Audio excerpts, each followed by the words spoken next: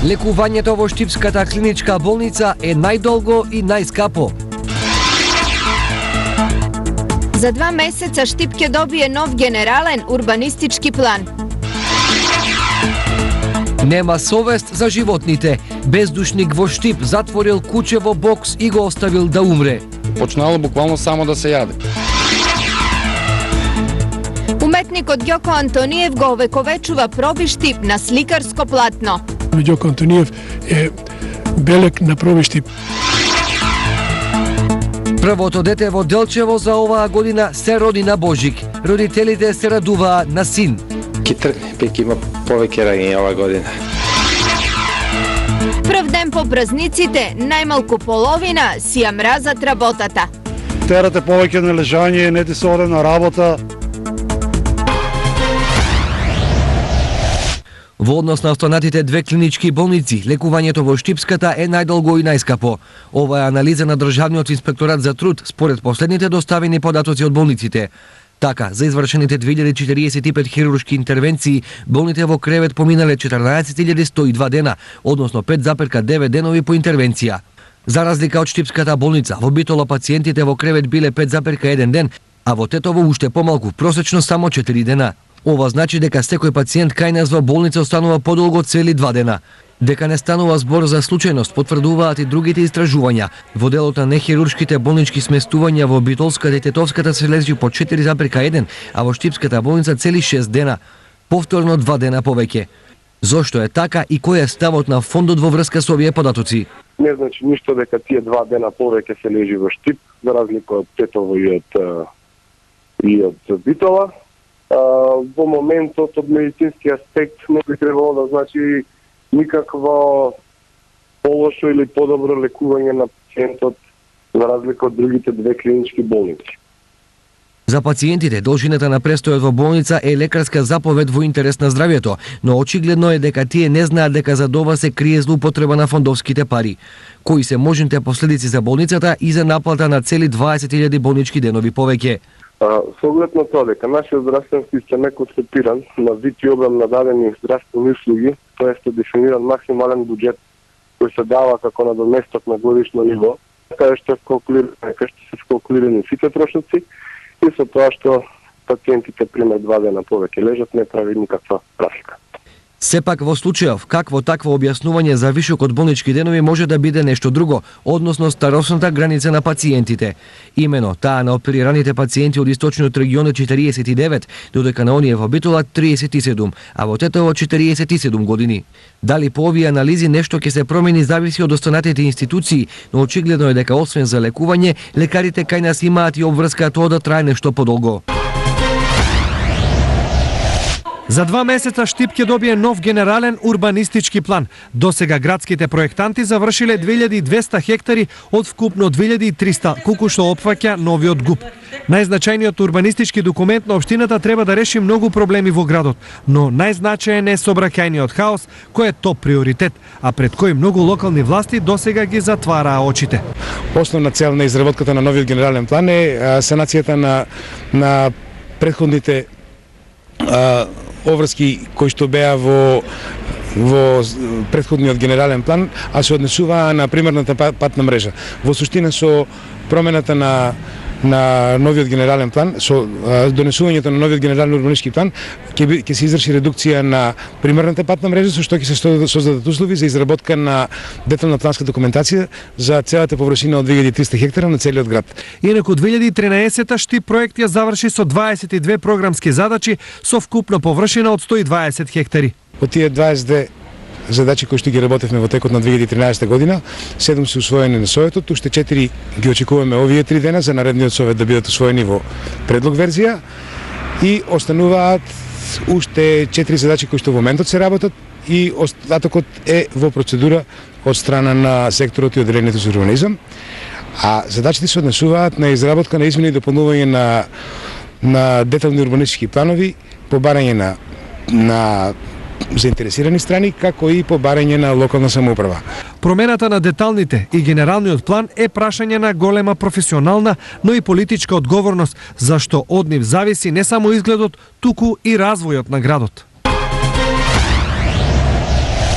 Нема совест за животните. Бездушник затворил куче во бокс и го оставил да умре без храна и вода. Кучето, одрасата Ротфайлер, најмалку 10 дена се борело за живот, а на неговото тело се видливи траги од самоукасување, што упатува на предпоставка дека за да преживее, почнал да кине и од собственото месо. Крај на нехуманата драма денес ставиле случајни минувачи кои се згрозиле од маката на кучето. Беше кучето таму нерането, без вода, без јадење, у кафе затворено. И денеска и синоќи го ослободиме и кучето кога го видиме, значи почнало буквално само да се јаде. Грота е вака што прават за кучињата, значи цело време у кафе са подобро е се да кажеме да клошаре кучето, поќе се најаде него ли да е у кафеса, да е затворено без храна и без вода. За сега е неизвестно каде и како кучето ќе биде згрижено, зашто градот нема стационар за кучиња, ниту надлежна шинтерска служба, па сега се е во рацете на Сдруженијето за заштита на животни Анима Мунди. Оттаму најавија итно згрижување на кучето, но и постапка против оној кој него го довело ваква состојба. Пред се ќе се обидеме да го најдеме собственикот и да против собственикот покренеме пријава за мовчење и малтретирање на животните, односно за несовесно чување. Меѓутоа, нас исто така не е многу битно во моментот да најдеме третман за кучето, да најдеме соодветно сместување и да најдеме соодветен третман како би се спасило таа мизерија. Кучето од денес е на слобода, но прашање е дали тоа ќе преживее, зашто му е неопходен медицински третман, но и многу течности кои тоа одбива да ги прими. Во меѓувреме, останува предпоставка кој стои за оваа потресна нехуманост, но очигледно е дека малтретирањето на домашните миленици е присутно.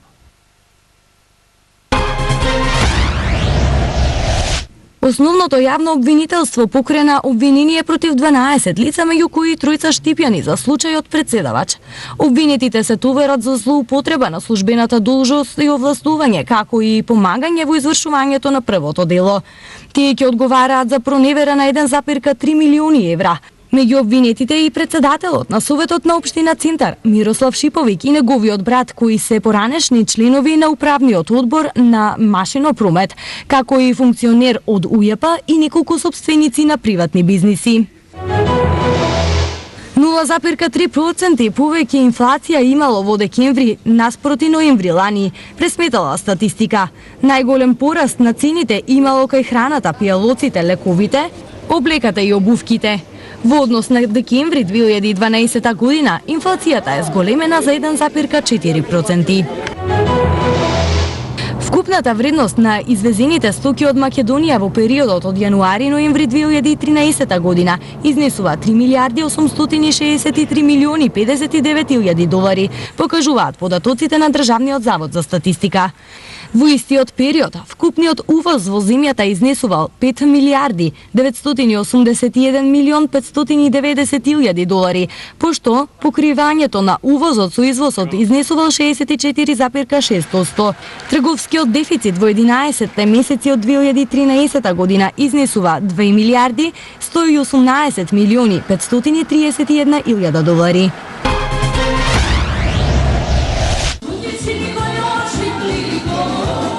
По еуфоријата стигна постпразничната депресија, се уште убаво име на Малкумина. Превише празници, многу одмарање. Сами од себе си човек осеќа дека е уморен. Мрлука е друго. Ова е причина најмалку половина од вработените денес да си ја мразат работата и да ја тераат колку да се рече. Мрзете, терате повеќе на лежање, не ти се оде на работа. Порно е после 2-3 дена, после празници да одмореш, па да тргнеш на работа. Па, малку е полежерно. Се отпушташ после одморот. Освен што нема расположение, повеќе нема ниту пари. На нула сум, што да ви кажем? Се е потрошено. Многу. Скап живот, да се разбереме. Скап живот. На сево ова, на многумина, проблем им се и вишок од килограми. Некој додале и по 2-3 повеќе. Поради ова се разбира, месарниците се празни, а повеќе се готви нешто друго. Па посно. Може да се направи нешто со посно, например без месо, за да се и повеќе на овошје и на зеленчук. Има сега свеж зеленчук преку цело зима. Да се топат тие мастите што ги надоложили вие 2-3 дена. Но што ако ништо од ова не помага, а депресијата е тука? се препорачува повторно, значи да се врати на стариот начин на живот, повеќе прошетки, внесување на поголемо количество на витамини, здрава исхрана и секако извршување на работните обврски. И така секој ден, па јануари нема да биде најдепресивниот месец во годината. На 7-миот ден од новата година Делчево го дочека првото бебе. На Божик се роди машко дете, тешко 4 килограми и 200 грама, што е и прво дете во семејството на младите родители Јосифовски од Делчево. 27 годишната мајка Дијана, родена битолчанка, е пресреќна што за убавиот христијански празник на свет донесе здраво машко дете. Убаво. Да. Среќни ли сте? Да, најмногу. Името како ќе му е на бебе? Се уште нема одлучено. Размислуваме, ќе видиме. Това е прво бебе оваа година, породено на наш добар христијански празник, така да беки тргне, беки има повеќе раѓања оваа година. Плачот на бебето го раздвижи акушерското одделение во Делчево, каде лани се родиле 42 дечиња. Во принцип, во нашето породилиште, во породилиштето во Делчево се пораѓаат неризични пациентки.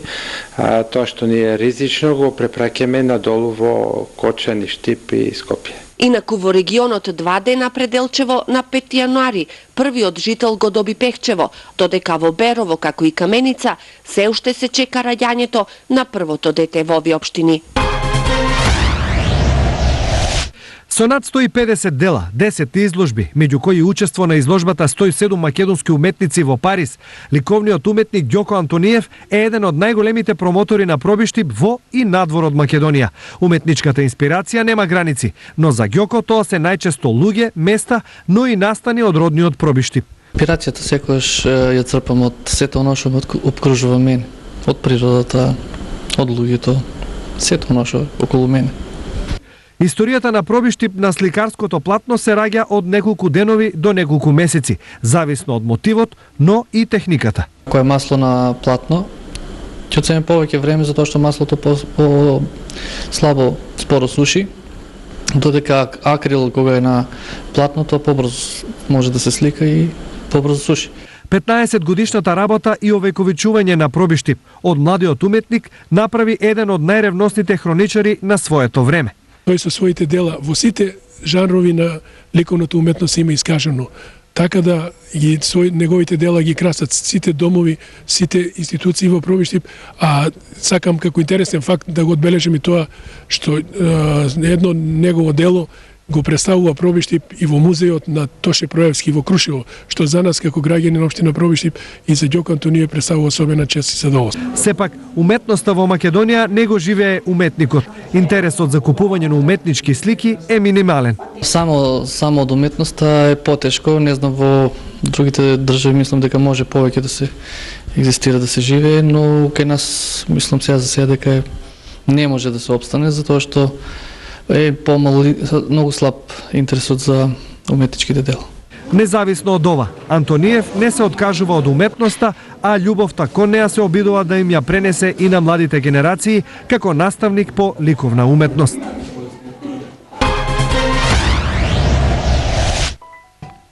Маглата која од синоќ ќе се спушти на овој дел од државата ја намали видливоста на патните правци кон Делчево и Смојмирово на 50 до 100 метри. Возењето дополнително беше отежнато и на патните правци Кочани Делчево и Виница Берово поради појава на помали одрони. За среќа, по сериозни последици во сообраќајот немаше. Највисокото црковно одликување на Брегалничката епархија, орденот Свети Никола годинава по повод големиот христијански празник Божик го доби градоначалникот на Штип Илчо Захариев за особен придонес во развојот на црквата. Одликувањето го врачи митрополитот на Брегалничката епархија господин Иларион, кој имаше получасовна беседа за штипскиот градоначалник. Со 9 милиони денари пари од државата, општина Пехчево ќе адаптира стара и напуштена зграда за потребите на дисперзираните паралелки на средното училиште Аце Рушевски. Преку Министерството за образование добивме дополнителни 9 милиона, меѓутоа тие средства си ги распишуваат, тендерот си го распишува самото министерство и во договор сме до септември месец нареднава година, до почетокот на учебната школска година, да се реновира комплет нова школата, да биде нова школата. Моментално учат заедно во осмолетката, од до година ќе дисперзираните паралелки ќе бидат во новата школа. Заживува земјоделското здружување во Кучанско. До сега се формирани 2 помали и една голема земјоделска задруга, во кои се обединети околу 30 на овдешни земјоделци. Успеавме да ги убедиме земјоделците да не размислуваат на оние задруги кои што биле во минатото, дека ова е нов момент, нов проект кој што спроведува Министерството за земјоделие, тоа што на некој начин доаѓа до здружување на самите земјоделци во економскиот дел, а не и со земјиштето кое што го поседуваат. Тука најмногу скептично се појавува кај земјоделците. Христијанската црква Оаза подели околу 500 божикни пакетчиња на социјално загрозените дечиња. Сме од црквата од Кардив во Англија и ја градиме нашата пријателска врска со црквата во Македонија. Минатата година го имавме нашиот тим токму за Божик, за да можеме да ги израдуваме повторно дечињата. Ја добив пакетчи и сум многу среќен заради тоа. Сите деца се радуваат кога добиваат подароци. Освен пакетчиња за Божик, беше организирана и крводарителска акција. Акцијата се вика Крв за животни и имаме некаде пријавени до 50 луѓе, некаде околу 15 луѓе кои што даруваа крв. Нема цена, од се срце се дава, кратко речено. Од народ за народ.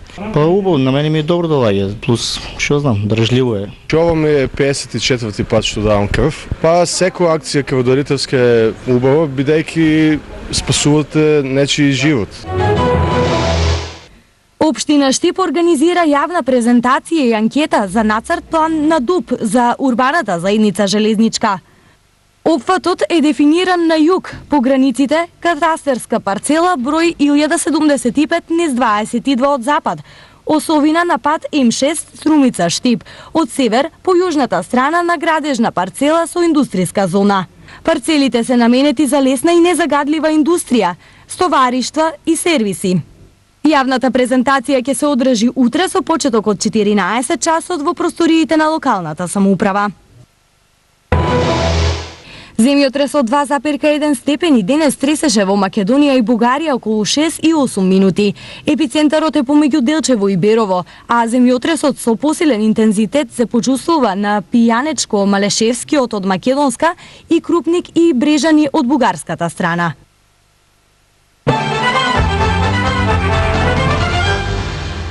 Ништо не се допаѓа да ви кажам моментално. Ништо, без парица, без ништо, што ќе се прави? Нема пара, нема ништо. 30 години стаж и постече, фирмата е затворена и готово. Нема работа, нема пари. И што сакаш би добро? Што не се допаѓа? Пензија мала, 7.000 динара, за мене е скапо, друго што да кажеме. Скапо е, за мене е скапо. Живото е тежок. Има улици што се раскопани, што треба да се направат, народот пари дават за колите, за да не ги кршат.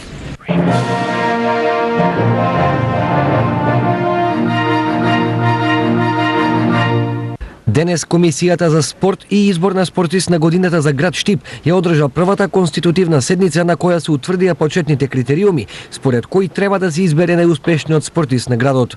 Значи, на првата конститутивна седница на Комисијата за спорт беше донесена одлука да се направи еден систем на бодување, врз кој систем би можело полесно да се дојде до најреалните резултати за најдобар на спортист на годината. Беше отворени и дискусија од повеќе размери, меѓутоа закажана е уште една наредна комисија, ќе има уште неколку повеќе, значи комисијата ќе работи напорно, се со цел да се добијат поверодостојни резултати. Инаку, на првата седница беа разгледани поднесените апликации, при што е направена примарна селекција во некои категории.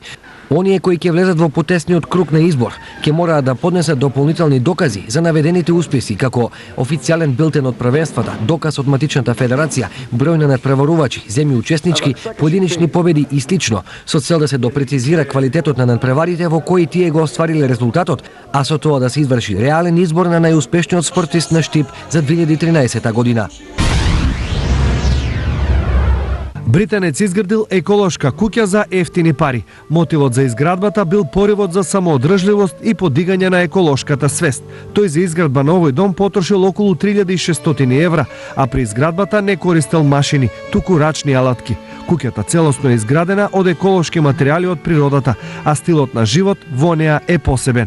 Дополнително, неговото семејство одгледуваат органски зеленчук и овошје, со што ја надополнуваат еколошката и бајковидна атмосфера. Неговата идеја им се бендисала на многумина, па од една куќа проектот сега се развил во цело етно село. За православните христијани утре 9 јануари е голем ден. Се одбележува третиот ден Божик, а се празнува и светиот првомаченик и архидиакон Стефан. Припадниците од католичката вероисповед утре си споменуваат за Свети Адријан.